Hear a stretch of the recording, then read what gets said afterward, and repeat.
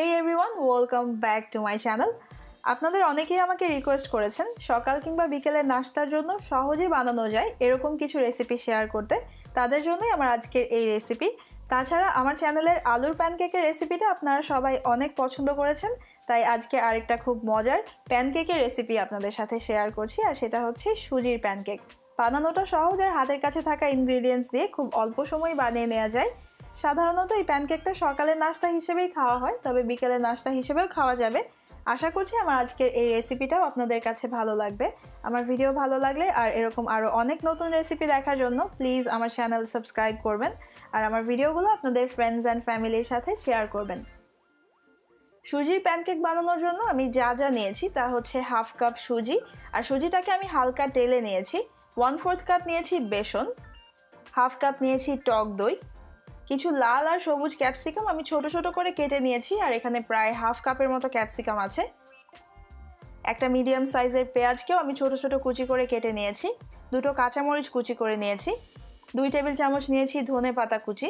1 চা চামচ নিয়েছি আদা রসুন বাটা। 1/4 চা চামচ লাল মরিচের গুঁড়া। 1/4 চা চামচ গরম মশলার গুঁড়া, আর লবণ লাগবে স্বাদ মতো। এখন প্রথমে একটা বাটিতে আমি সুজিটা নিয়ে নিয়েছি আর নিয়ে নিলাম বেসন। দুটোকে একসাথে একটু মিশিয়ে নিচ্ছি। এরপর এর মধ্যে দিয়ে দিলাম টক দই, আর টক দইয়ের সাথে এখন সুজি আর বেসনটাকে খুব ভালোভাবে মিশিয়ে নিচ্ছি। অল্প পানি নিয়ে নিলাম, আর পানি এখন আমি খুব বেশি অ্যাড করব না, যতটুকু পানি এগুলোকে ভালোভাবে মিশাতে দরকার হবে ততটুকু পানি আমি এখানে নেব।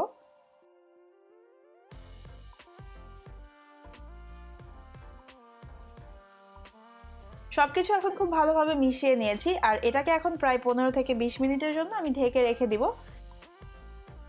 প্রায় 20 মিনিট পর সুজির মিশ্রণটাকে আমি আরেকবার একটু নেড়ে নিচ্ছি। এরপর একে একে সবগুলো উপকরণ এখন আমি এর মধ্যে নিয়ে নিচ্ছি।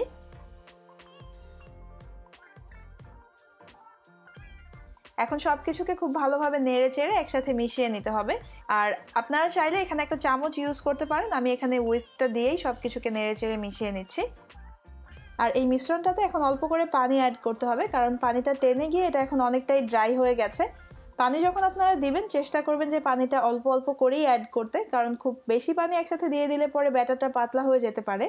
আর প্যানকেকের এই ব্যাটার কিন্তু খুব বেশি পাতলা বা খুব বেশি ঘন হবে না, এটা মিডিয়াম কনসিস্টেন্সির একটা ব্যাটার হবে, ঠিক যেরকমটা আপনারা এখানে দেখতে পাচ্ছেন। চুলায় মিডিয়াম আছে এখন একটা ফ্রাই প্যান বসিয়ে দিয়েছি। এর মধ্যে প্রায় 1 টেবিল চামচ তেল নিয়ে নিলাম। তেলটা একটু গরম হয়ে যাওয়ার পর এর মধ্যে আমি অল্প পরিমাণ প্যানকেকের ব্যাটার একটা চামচ দিয়ে নিয়ে এভাবে করে দিয়ে দিলাম। দিয়ে এটাকে চামচটা দিয়ে একটু ছড়িয়ে দিচ্ছি। আর এই প্যানকেকগুলো খুব বেশি মোটা করে বানানো যাবে না, একটু পাতলা করেই বানাতে হবে। ফ্রাই প্যানে দেওয়ার সাথে সাথেই কিন্তু প্যানকেক নেড়ে দেওয়া যাবে না বা উল্টে দেওয়া যাবে না। একটা পাশ প্রায় 1 মিনিট ভেজে নেওয়ার পর প্যানকেকগুলোকে উল্টে দিতে হবে। আর আমি এখানে একসাথে 3টা প্যানকেক দিয়েছি, তাই আমি প্রায় 1 টেবিল চামচের মতো তেল নিয়েছি। তবে আপনারা যদি ছোট ফ্রাই প্যানে প্যানকেক একটা একটা করে ভাজেন তাহলে তেল আরও কম করে নেবেন। এই প্যানকেকটা ভাজতে খুব বেশি তেলের কিন্তু দরকার হয় না। একটা পাশ প্রায় 1 মিনিট ভেজে নেওয়ার পর প্যানকেকগুলোকে এখন আমি উল্টে দিয়েছি।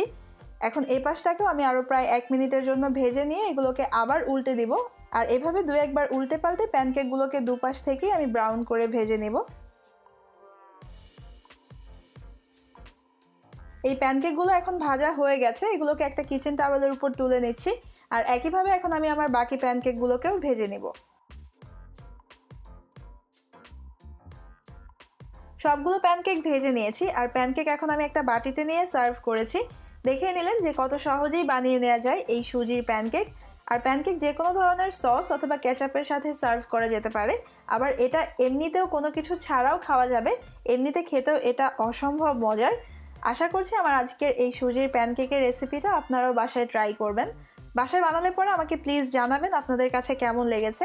আর আমার ভিডিও ভালো লাগলে অবশ্যই আমার চ্যানেল সাবস্ক্রাইব করবেন। ভিডিও রিলেটেড কোনো কোশ্চেন অথবা রেসিপির রিকোয়েস্ট থাকলে সেটা আমাকে কমেন্ট সেকশনে কমেন্ট করে জানাবেন। আজকের ভিডিও দেখার জন্য আপনাদের সবাইকে অনেক ধন্যবাদ। সবাই খুব ভালো থাকবেন। আল্লাহ হাফেজ।